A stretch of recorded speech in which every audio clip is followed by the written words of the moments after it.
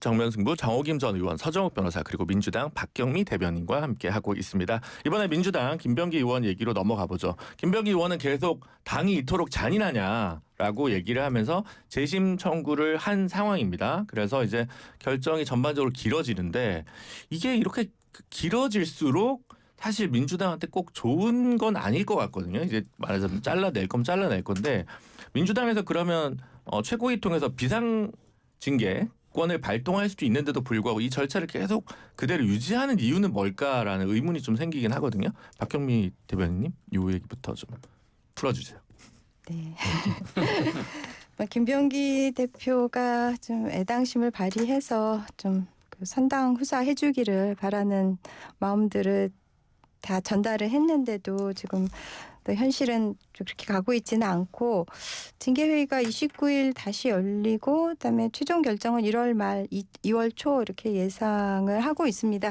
근데 이 김병기 전 원내대표 의혹이 이제 20년부터 22년 이때 집중되어 있고 민주당 당규에 따라서 징계 시효가 3년이니까 최근 것 그러니까 쿠팡 대표와 페어몬트 호텔에서 식사한 거나 제주도 칼호텔 요거 이용한 거는 이제 해당이 되는 거고. 네. 그래서 한동수 위원장은 이 최근 사안만으로도 제명이 가능하다고 했지만 사실 최근 거는 좀 비교적 경미한 편이기는 하고 네. 하지만 지금 이 윤리심판원은 이게 사법 절차가 아니니까 시효 이전 건 넘어서는 것도 당연히 그 윤리적 책임은 져야 하겠고 참 당으로서는 좀 곤혹스러운 그런 상황입니다. 굉장히 곤혹스러운 표정으로 이런 거 왜 물어보냐라는 표정으로 근데요. 보시는 것 같아요. 징계 시효라는 거는 네. 법에서 뭐 3년 뭐 이런 정해진 거고요. 네. 정치적인 책임에 그럼요. 시효가 있습니까? 10년 전에 흉악 범죄가 발견되면 제명해야 되잖아요. 네. 그건 말이 안 되고 제가 보기에 녹취록은 몇 개냐. 부인이 국정원에 기소실장 녹취록 넣었죠. 그다음에 강선 의원하고 그 묻어버린 거 녹취 넣었죠. 그다음에 또 돈 줬다는 그 동작구 의원하고 이수진 의원. 그다음에 구청장 그때 후보. 이 녹취록까지 나왔습니다. 녹취록이 많이 나왔고요. 더군다나 보좌진 6명이 다 증거를 가지고 있잖아요. 저 수사받고 있는 게 13개는 그래요. 근데 이걸 그럼 본인이 먼저 탈당하고 내가 무죄 받으면 복당시키 달라. 이게 맞잖아요. 이걸 어떻게 다 기다립니까? 몇 년을. 저는 김병기 의원이 아주 잘못하고 있다. 이렇게 봅니다. 네. 정의원 의원 어떻게 보십니까? 아니 이제 그 얘기를 하시니까 그 김병기 의원도 지금 자기 억울하다는 거 아니에요? 네. 징계 시효도 지나고 지금 남은 거는 제주도 카라고 쿠팡인데 뭐 이래가면서 그러면서 한 달만 지금 기다려달라. 근데 그것도 못하니 잔인하다 이렇게 얘기하잖아요. 제가 볼 때 김병기 의원은 제명 안 당할 수가 없어요. 여기까지 온 이상. 지금 그 코스로 가는 건데요.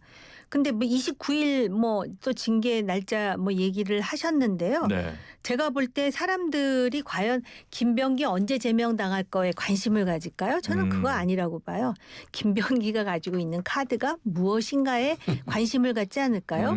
그래서 한번 그 소위 내재적 접근법이라 그러나? 네. 그렇게 해서 생각을 해봤어요. 그러면은 이제 소위 당 지도부 정청래 대표가 마치도 그 뭐라 그래 비상제명? 네, 비상징계 할 것처럼 하다가 쑥 빠지지 않습니까? 그러면서 지금 재심 청구를 했는데 어떻게 하겠느냐 뭐 이렇게 나와요. 처음엔 아주 단호할 것처럼 나오다가 그래서 많은 사람들은 이제 이렇게 녹취록이 지금 여기저기서 나와요. 녹취록 전문당에 민주당은 나는 국민의힘에서 뭐 녹취해가지고 과거에 이준석 전 대표가 전화 녹취 하나 해가지고 얼마나 욕과 비난을 들었는지 모릅니다. 그래서 지금 상황에서 제가 이제 궁금한 거는 과연 당 지도부는 지금 누구와 소통하고자 할까? 저는 김병기 전 대표의 보좌진들 아닐까? 이런 생각이 들어요. 왜냐하면 김병기 전 대표가 이런 일을 벌일 때 혼자 하지 않았더라고요. 늘 보좌관들하고 의논하고 사이 좋았을 때는 그리고 결국은 이 녹취도 결국 보좌관인지 누구로부터 나온 거 아닙니까? 강선우 녹취록은. 네. 그렇기 때문에 당 지도부에서는 궁금할 거예요. 김병기가 어떤 레버리지를 가지고 있는지. 그러려면은 소통해야 될 대상이 아마 보좌진들 아닐까 이런 상상을 하게 되고요. 그럼 김병기 의원은 누구랑 하고 싶겠어요? 대통령실이죠. 제가 볼 때. 왜냐하면은 밖에서 볼 때는 명청 갈등에 제 천병이 바로 김병기 원내대표였어요. 그런데 그렇게까지 내가 비명 행사까지 하면서 손에 피를 묻혀가면서 지금 권력을 만들었는데 저 이렇게 죽기 싫어요 하는 거 아닐까요? 이거 다 소설 같은 얘기지만 저 같은 상상을 하는 사람들 많을 것 같습니다. 실제 그렇게 뭔가 카드가 있어서 저렇게 버티는 거 아니냐. 왜냐하면 이례적이잖아요. 이춘석 의원이나 뭐 서영교 의원이나 김남국 의원이나 이런 사람들은 그때 의혹이 나면 일단 탈당을 먼저 했으니까 애당의 길을 말하자면 보여줬는데 박경미 의원이 만약 본인이 직접 지도부시라면 이건 이제 비상징계로 가는 게 맞다 이렇게 보십니까? 네, 답하기 어려운 질문인데요. 네. 네, 그걸 고려하는 게 필요하지 않을까 하는 생각을 해보기는 합니다. 근데 이제 저희가 그 의원총회에서 또 최종 결정을 하게 되는 거잖아요. 의총을 거쳐야 하는 건데 그때 무기명 투표를 해요. 네. 그리고 재적 의원 과반수 찬성이 필요한데요. 출석 의원 과반수가 아니라 재적 의원 과반수고 지금 163명이니까 82석이 확보되어야 하는데요. 많은 의원님들이 이제 선당후사 해달라고 이야기를 하시지만 또 측은지심도 또 없지는 않은 면이 있을 거고요. 그래서 좀 그 의총을 통해서 최종 결정이 이루어질지도 또 귀추가 주목되는 면인 것 같습니다. 네, 알겠습니다. 이 파장과 같이 연결돼 있는 이제 강선우 의원 그리고 이제 김경시 의원 같은 경우 지금 이제 경찰 조사가 계속 진행 중에 있는데 지금 김경시 의원 같은 경우에는 1억을 건넬 때 강선우 의원도 함께 있었다라고 썼다고 합니다. 근데 강선우 의원은 기존의 해명이 보좌진이 받았고 자기는 뒤늦게 알았다라고 해서 벌써 또 해명 진술이 약간 모순되고 있는 부분인데 이거는 어떻게 보십니까? 서 변호사님. 제가 처음부터 그 강선우 의원이 직접 받았을 것이다. 계속 방송한 이유가요. 네. 1억을 이 거액을 그냥 보좌관한테 몰래 줄까 이런 생각이 들고요. 근데 강선우 의원이 김병기 의원하고 녹취할 때 내가 이게 1억 받았는데 어떡하게 이렇게 말 못하잖아요. 부끄럽잖아요. 네. 따라서 저는 보좌관 핑계대고 보좌관이 1억을 받았는데 여기 좀 살려주세요. 이렇게 됐을 가능성이 많다. 이렇게 저는 봤는데 역시 제 예상대로 이게 맞을 거예요. 왜? 김경시 의원이 굳이 강선우 의원한테 거짓말을 할 이유가 없잖아요. 저는 아마 돌려받았다는 거는 둘 다 이해관계 일체예요. 네. 따라서 이게 돌려받았다는 말을 맞추는데 근데 그걸 누가 인정해? 우리 법조인들은 그건 상식과 경험적에 비추어서 공천을 줬는데 네. 왜 돌려줍니까? 둘 중에 하나만 주면 되지. 공천 안 주면 돈 돌려주고 네. 돈 안 주면 공천 헌금인데 네. 공천 뇌물이죠. 따라서 저는 이 부분은 강선우 의원이 있었다는 거는 팩트다. 다만 이 돌려받았다는 거는 서로 이해관계에서 거짓말이다. 이렇게 보고 있습니다. 그렇게 또 보시는군요. 정옥 의원님. 강선우 의원은 지금 언론에 보도된 것만으로도 자신의 주장과 실제가 다른 게 세 번째예요. 이렇게 되면은 국회의원으로서 신뢰를 잃죠. 장관 후보 할 때 그랬고요. 그다음에 두 번째 그 소위 자기가 그 강서의 지역 그 지방자치 지방선거할 때 시의회에 공천할 때 자기는 의견을 개진하지 않았다 그랬는데 강력하게 의견을 개진한 사실이 나왔고요. 그러다 보니까 지금 본인 없었다 그래도 사람들이 강선우 의원 말을 사실 여부와 상관없이 안 믿으려고 할 거예요. 그런데다가 아이폰을 바꿨대요. 최신형으로. 그리고 비번도 안 알려줬다. 이런 게 다 지금 언론에 보도로 나오지 않습니까?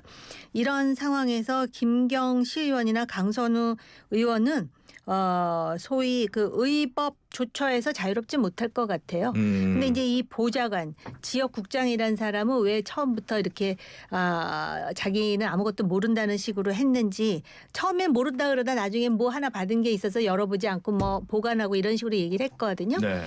그러니까 지금 그런 상황이고 이제 사실 확인을 해야 되는데 여기서 흥미로운 사실이 뭔지 아세요? 뭐죠?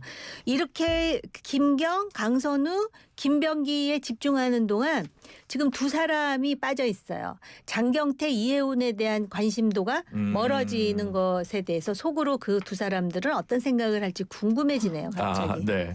박 의원님, 요거는 이제 전반적으로 어떻게 보십니까? 지금 원래는 그 국장이라는 분은 자기는 전혀 모른다라고 했는데 네. 지금 김경시 의원 얘기는 그 국장이라는 분이랑 그 같이. 강선우 의원이랑 다 같이 있었다. 네. 이런 얘기고요. 네. 지금 그러니까 김경시 의원 그리고 남 보좌관 그리고 강선우 의원 이렇게 3명이 좀 3인 3색으로 정황을 얘기하고 있어서 누가 이제 진실을 말하고 있는지 그런데 그 강선우 의원은 저기 정우김 의원님께서 지적하신 대로 본인의 해명 자체에서도 모순이 있는 그런 상황이고 또 김경시 의원은 그 라스베가스에서 이제 증거 인멸을 열심히 한 것 같고 저도 이제 김경시 의원 핸드폰 번호가 있어서 여기 보니까 어느 날 텔레그램에 이제 새로 가입했다고 나오고 그다음에 또 있다가 또 며칠 있다가 또 새로 가입했다고 나왔는데 그 김경시 의원이란 이름이 이제 탈퇴한 계정이라고 또 바뀌었더라고요. 그래서 거기서 또 한 번 세탁을 한 것 같고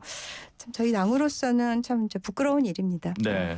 김병기 의원은 지금 오늘 강제 수사가 이제 들어가서 네. 출국 금지까지도 걸리고 그 편법 편입 의혹이나 취업 의혹이 있는 차남 집까지 이제 압수수색이 들어갔다고 했는데 요거는 그러면 이제 사실은 수사가 속도를 낼수록 오히려 민주당에서 징계 여부는 좀 더 빨리 정해지지 않을까 싶은데 서 변호사님 요거는 이제 어떻게 보십니까? 아마 이제 그 차남이 그 숭실대 편입인데 그게 이제 그 계약학과예요. 네. 거기에 이제 근무를 하고 원래는 이게 그 들어가야 되는데 근무를 안 하고 뭐 여의도 헬스장에서 많이 발견됐다 뭐 이런 이야기도 있고요. 그건 이제 월급도 받고 학비도 받아요. 그러니까 이제 만약에 근무 안 했다면 심각한 문제 되니까 네. 아마 그 부분이 하나 있고요. 그다음에 차남집을 한 거는 개인 금고. 그게 보좌진들이 폭로한 개인 금고가 있다. 네. 이거는 이게 오늘 옮겼는지 발견을 못했다고 합니다. 네. 아마 이런 이유로 오늘 다 압수수색한 것 같아요. 이것도 하여튼 경찰에서 좀 보여줘야겠죠. 왜냐하면 그동안 이 김병기 의원 그 전에 뭐 공천 관련해서 수사 의혹, 무마 의혹이 이제 쭉 있었기 때문에 이 부분도 사실 경찰에서도 이제 바짝 긴장을 차리고 아마 강도 높은 수사를 하지 않을까 싶습니다. 그리고 아까 저기 정호기 의원이 그 누구죠? 장경태 의원 얘기를 했는데 지금 민주당에서는 장경태 의원 윤리감찰은 거의 마무리 단계라고 하는 뉴스를 본 것 같습니다. 근데 이제 수사가 필요한 부분이 있어서 결론을 쉽게 내리지는 못하는 것 같다는 게 하나가 있는 것 같고 근데 피해자 측에서는 왜 우리한테 연락을 안 하냐 피해자로 주장하는 측에서는 그런 부분이 있는 것 같은데 이건 좀 어떻게 되고 있는 건가요, 대변인님? 네. 절차적 정당성을 확보하면서 그러니까 체계적으로 단계적으로 진행하고 있는 것으로 알고 있습니다. 네, 그렇군요. 제가 어려운 질문만 드리나요? 네, 좀 어렵네요 오늘 네. 이 자리가. 네, 제가 뭐 특별히 네. 그렇게 감정을 갖고 여쭤보는 게 네, 아니라 네. 자연스럽게 물어보는 건데 이거 이제 얘기를 하셔가지고 네. 이혜훈 뭐 의원 같은 경우는 전 의원 같은 경우는 이제 청문회 날짜가 잡혀 있는 건데 지금 야당이랑 날짜나 청문회 계획이 아직 채택이 안 돼서 19일 날 하는지 마는지가 좀 약간 혼란이더라고요. 혹시 네. 뭐 그렇게 하는데 이혜훈 의원은 그냥 어쨌든 지금 보니까 다른 의혹이 덮여서 일단 청문회까지는 갈 것 같다 이렇게 보세요, 정의 의원님? 지금 그 청와대 대변인도 그렇게 얘기하지 않아요? 근데 그 뉘앙스를 보니까 우리가 그 야당 인사를 뽑긴 했지만 거기서 나오는 모든 이슈는 우리 책임은 아니다라는 식인 것 같아요. 그러니까 일단 청문회라는 기회를 줄 테니 당신이 최대한 당신 자신에 대해서 소위 방어를 해보시오. 그걸 보고 판단하겠다라는 것이 청와대의 입장 아닌가 이렇게 생각이 돼요.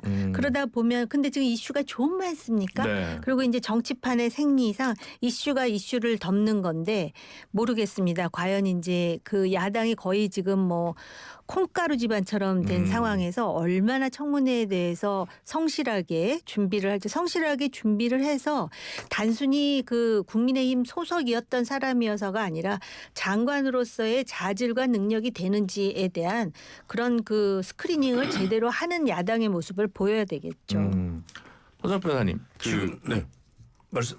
제가 궁금한 거는 이혜훈 후보자는 우리 얘기를 많이 했으니까 근데 그와 상관없이 경남 서부 쪽에 최구식 전 의원, 김재경 전 의원이 민주당에 입당 원서를 냈다고 하더라고요. 그래서 민주당의 중도 보수 확장 전략은 그와 상관없이 차근차근 이루어지는 건데 이게 또 보수 진영에 주는 타격감은 없습니까? 제가 보기에 뭐 그 두 분은요 존재감이 그렇게 크질 않아요.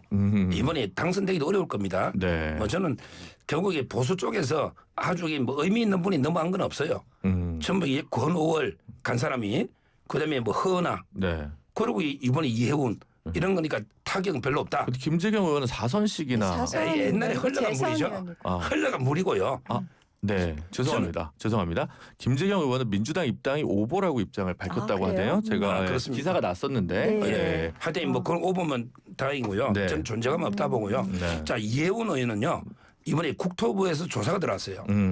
그리고 이게 고발이 지금 3건이 된 걸로 알고 있습니다. 이게 위장 미혼이에요. 네. 저는 위장 이혼은 많이 봤는데 위장 미혼은 처음 봐요. 그 아들이 결혼을 8개월 전에 하고요. 용산에 7억 3천 전세까지 얻었잖아요. 네. 그 세종시에 연구원으로 갔거든요. 근데 어떻게 그게 부양가족이 될 수가 있습니까? 그걸로 이게 저는 사기 분양을 받다 보거든요. 네. 따라서 이게 곧 조사하면요. 국토부가 조사 들어갔기 때문에 바로 나올 겁니다. 아마 이게 청문회까지는 갈지 안 갈지는 모르겠지만 그게 딱 드러나 버리면 위장 미혼이 이거는 못 빠져나가요.